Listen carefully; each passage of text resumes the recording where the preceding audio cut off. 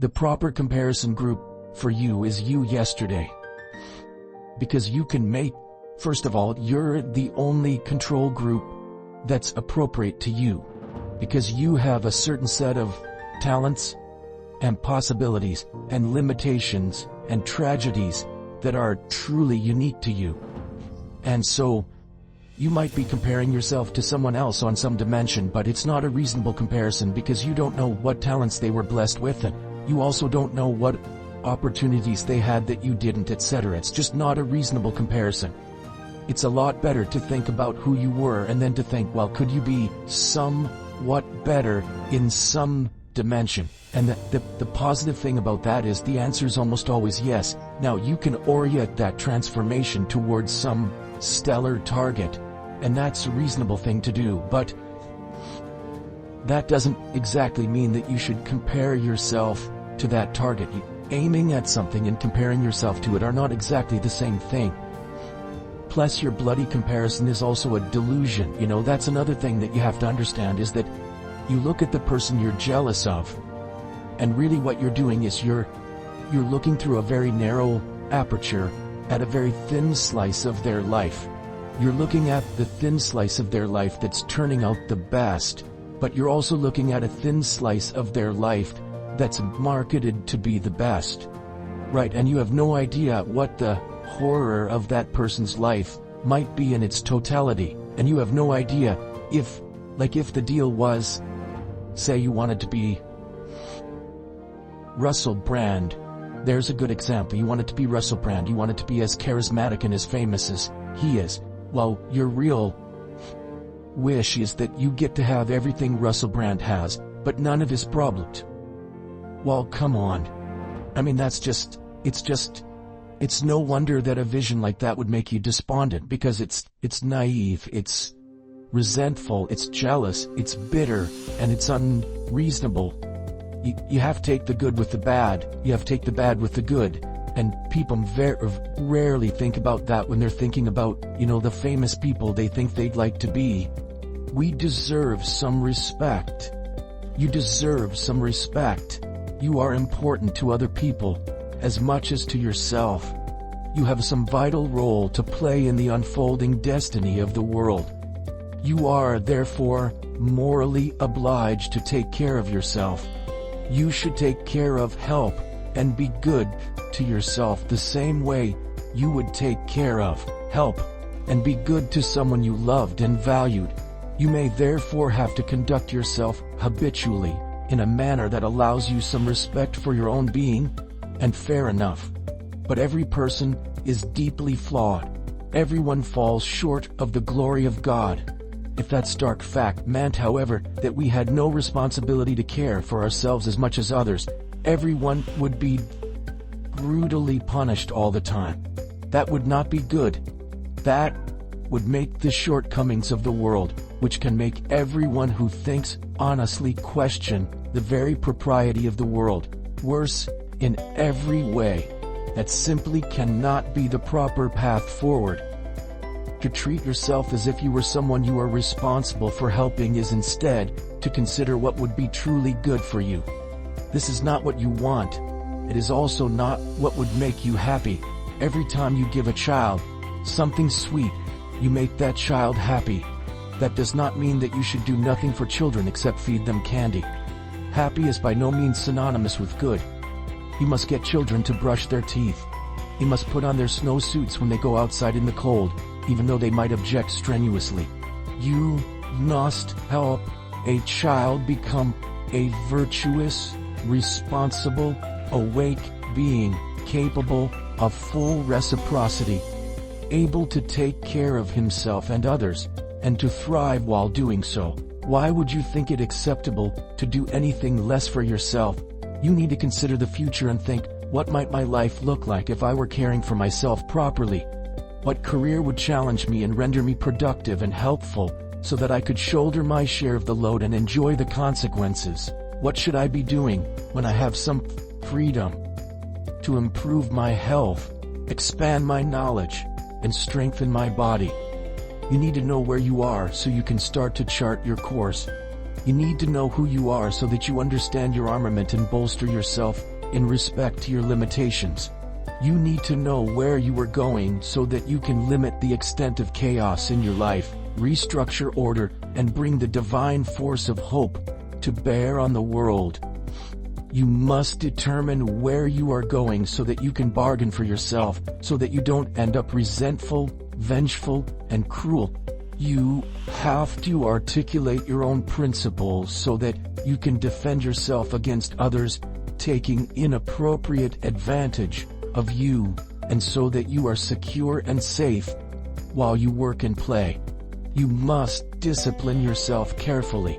You must keep the promises you make to yourself and reward yourself so you can trust and motivate yourself. You need to determine how to act toward yourself so that you are most likely to become and to stay a good person. It would be good to make the world a better place. Heaven, after all, will not arrive of its own accord. We will have to work to bring it about and strengthen ourselves, so that we can withstand the deadly angels and flaming sword of judgment that God used to bar its entrance. Don't underestimate the power of vision and direction. These are irresistible forces, able to transform what might appear to be unconquerable obstacles into traversable pathways and expanding opportunities. Strengthen the individual. Start with yourself. Take care with yourself. Define who you are. Refine your personality. Choose your destination and articulate your being. As the great 19th century German philosopher Friedrich Nietzsche so brilliantly noted, he whose life has a why can bear almost anyhow. You could help direct the world on its careening trajectory, a bit more toward heaven and a bit more away from hell. Once having understood hell, researched it, so to speak, particularly your own individual hell, you could decide against going there or creating that. You could aim elsewhere. You could, in fact, devote your life to this. That would give you a meaning with a capital M. That would justify your miserable existence. That would atone for your sinful nature and replace your shame and self-consciousness with the natural pride and forthright confidence of someone who has learned once again to walk with God in the garden. You could begin by treating yourself as if you were someone you were responsible for helping.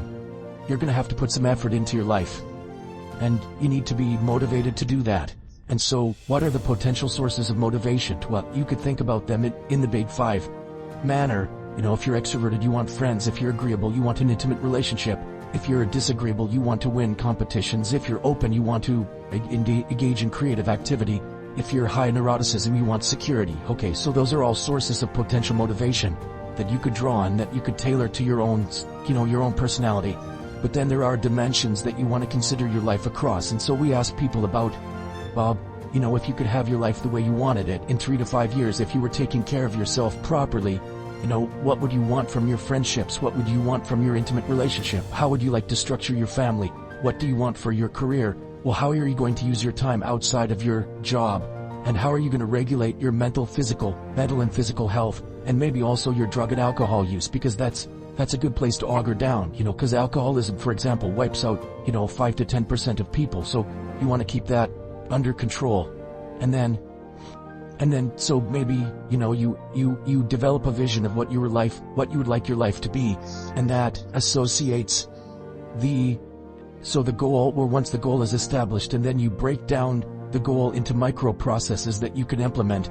The micro processes become rewarding in proportion in relation to their causal association with the goal, and that tangles in your incentive reward system. We talked about the dopaminergic incentive reward system, and that's the thing that keeps you moving forward. And the way it works is that it works better if it produces positive emotion when it can see you moving towards a valued goal. Okay, well, what's the implication of that? Better have a valued goal, because otherwise you can't get any positive motivation working out, and so the more valuable the goal, in principle, the more the micro-processes associated with that goal start to take on a positive charge. And so what that means is, well, you get up in the morning and you're excited about the day, you're ready to go. And so as far as I can tell, what you do is you specify your long-term ideal. Maybe you also specify a place you want to stay the hell away from, so that you're terrified to fail as well as excited about succeeding, because that's also useful. You specify your goal. You do that in some sense as a unique individual. You want to specify goals that make you say, oh, if that could happen as a consequence of my efforts, it would clearly be worthwhile. Because the question always is, why do something? Because doing nothing is easy. You just sit there and you don't do anything. That's real easy. The question is, why would you ever do anything? And the answer that has to be because you've determined by some means that it's worthwhile. And then the next question might be, well, where should you look for worthwhile things? And one would be, well, you could consult your own temperament. And the other would be, well, you kind of look at what it is that people accrue that's valuable across the lifespan. So you do a structural analysis of the subcomponents of human existence, and already did that. You need a family, you need friends. Like, you don't need to have all these things, but you better have most of them. Family, friends, career, educational goals, plans for, time outside of work, attention to your mental and physical health, etc. That's what life is about. And if you don't have any of those things, well, then all you've got left is misery and suffering. So that's a bad deal for you. In my own periods of darkness, in the underworld of the soul, I find myself frequently overcome and amazed by the ability of people to befriend each other, to love their intimate partners and parents and children, and to do what they must do to keep the machinery of the world running. I knew a man, injured and disabled by a car accident, who was employed by a local utility. For years after the crash, he worked side by side with another man, who for his part suffered with a degenerative neurological disease. They cooperated while repairing the lines, each making up for the other's inadequacy. This sort of everyday heroism is the rule, I believe, rather than the exception. Most individuals are dealing with one or more serious health problems while going productively and uncomplainingly about their business. If anyone is fortunate enough to be in a rare period of grace and health personally, then he or she typically has at least one close family member in crisis. Yet people prevail and continue to do difficult and effortful tasks to hold themselves and their families and society together. To me, this is miraculous. So much so that a dumbfounded gratitude is the only appropriate response. There are so many ways that things can fall apart or fail to work altogether. And it is always wounded people who are holding it together. They deserve some genuine and heartfelt admiration for that. It's an ongoing miracle of fortitude and perseverance. In my clinical practice, I encourage people to credit themselves and those around them for acting productively and with care, as well as for the genuine concern and thoughtfulness they manifest towards others. People are so tortured by the limitations and constraint of being that I am amazed they ever act properly or look beyond themselves at all. But enough do so that we have central heat and running water and infinite computational power and electricity, and enough for everyone to eat, and even the capacity to contemplate the fate of broader society and nature, terrible nature itself. All of that complex machinery that protects us from freezing and starving and dying from lack of water tends unceasingly towards malfunction through entropy, and it is only the constant attention of careful people that keeps it working so unbelievably well.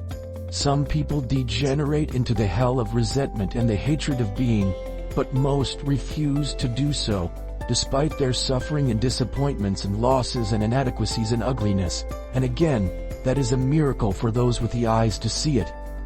Humanity, in total, and those who compose it as identifiable people, deserve some sympathy for the appalling burden under which the human individual genuinely staggers, some sympathy for subjugation to mortal vulnerability, tyranny of the state, and the depredations of nature, It is an existential situation that no mere animal encounters or endures, and one of severity such that it would take a god to fully bear it.